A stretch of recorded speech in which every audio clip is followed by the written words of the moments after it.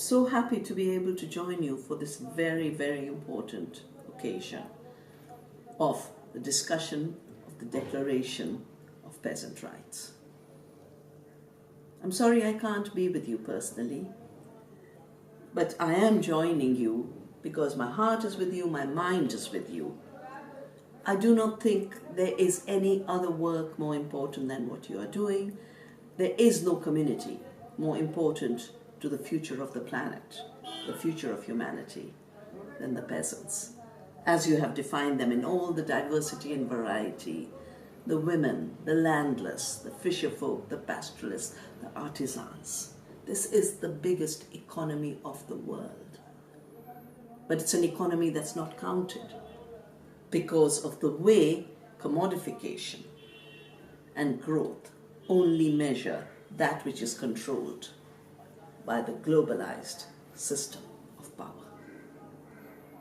We know now from the United Nations data that more than 70 to 80% of the food we eat comes from small farmers who you have defined as peasants.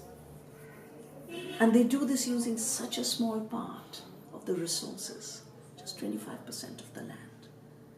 Can you imagine what would happen to a world if they had more access to resources as the Declaration calls for? There would be no hunger. There would be no malnutrition. There would be no ecological crisis. My work over these many years has shown me, and through my writings I've shared it with the world, that the largest contribution to ecological degradation comes from industrial agriculture, whether it be the soil or the water or the biodiversity. Peasants gave 200,000 varieties of rice in India. They are the ultimate breeders. Hundreds and thousands of varieties of corn in Mexico and the Americas. And what has industrial agriculture given us?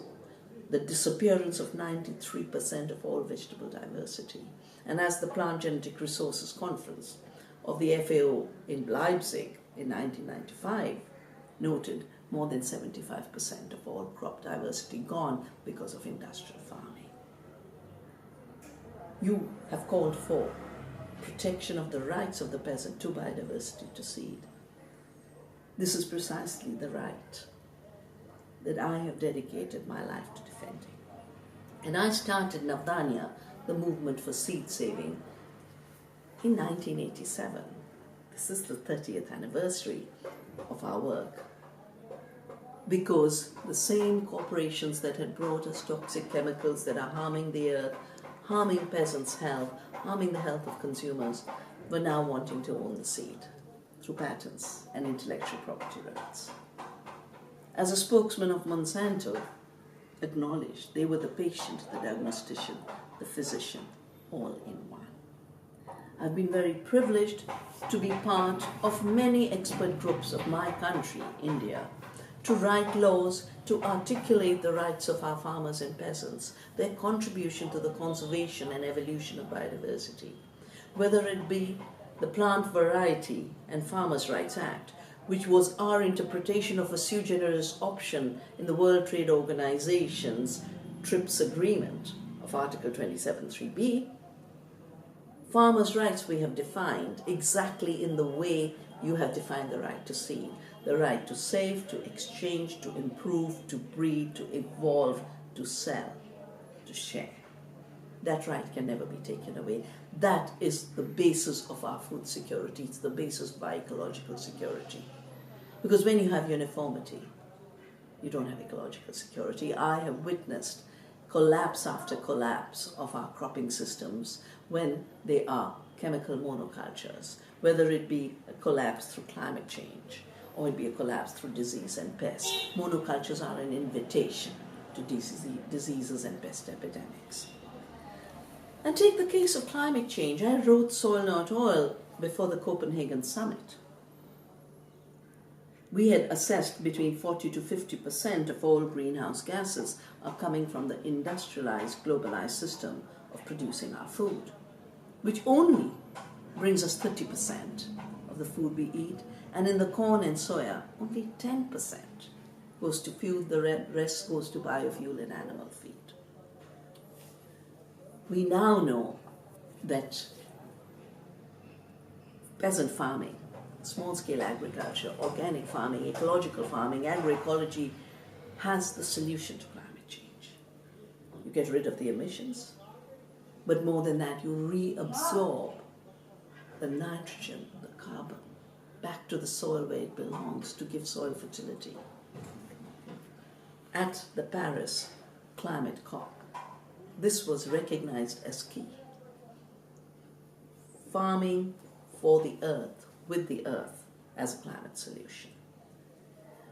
Peasants are so vital to the future of the planet because they are not producers of commodities, but they are not just producers either. They are the ultimate cultivators, the cultivators of care. It is because of peasants we have been able to build fertile soils and conserve them. It is because of peasant farming and small-scale agriculture that we have been able to conserve water.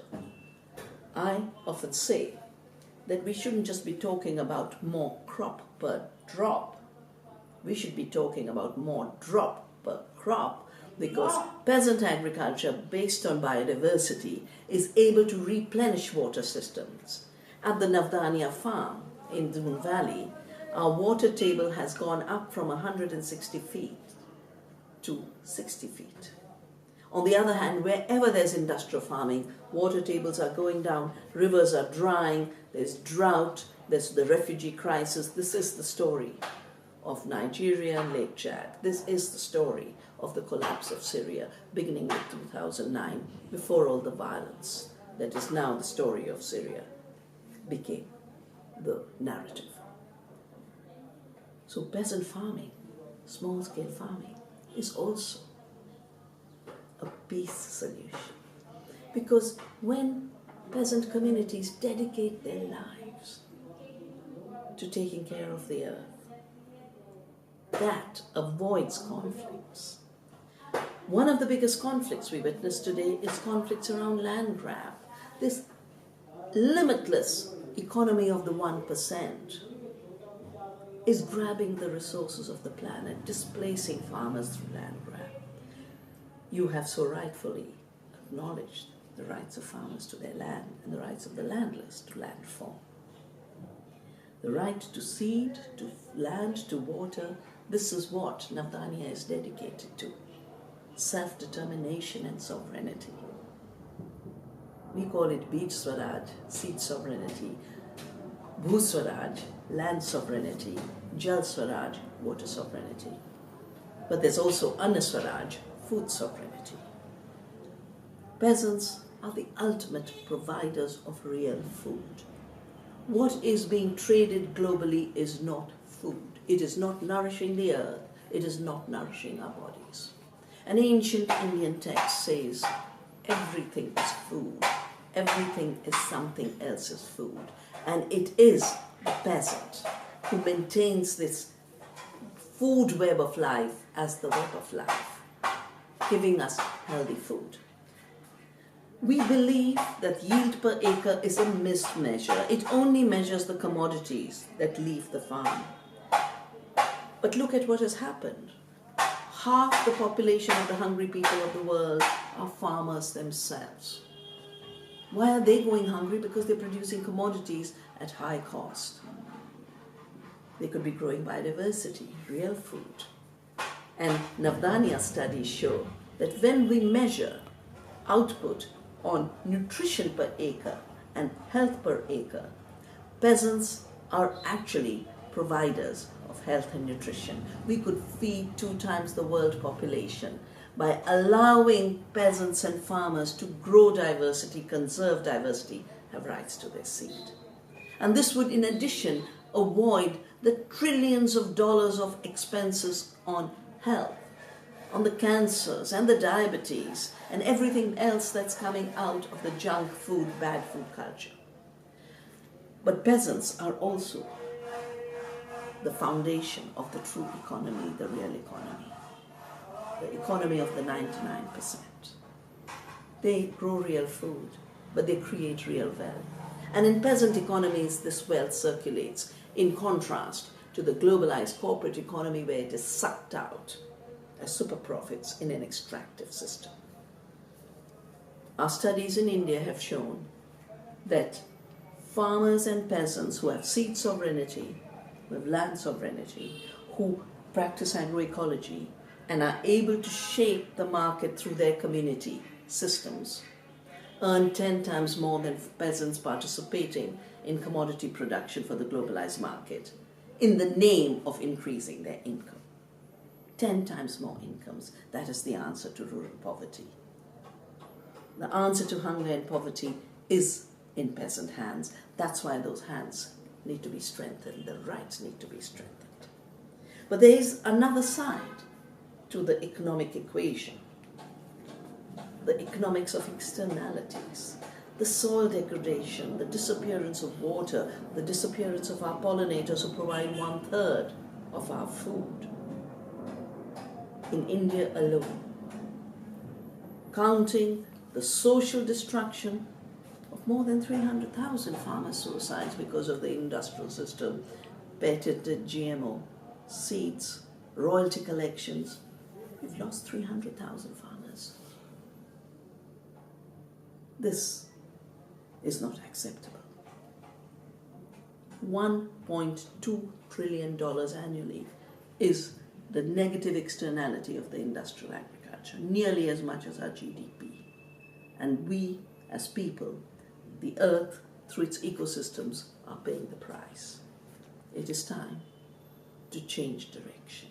It is time to recognize the true food economy and the real wealth that peasants create and put more power in their hands. The Declaration on Peasants' Rights is an instrument to do that. I am with you in solidarity.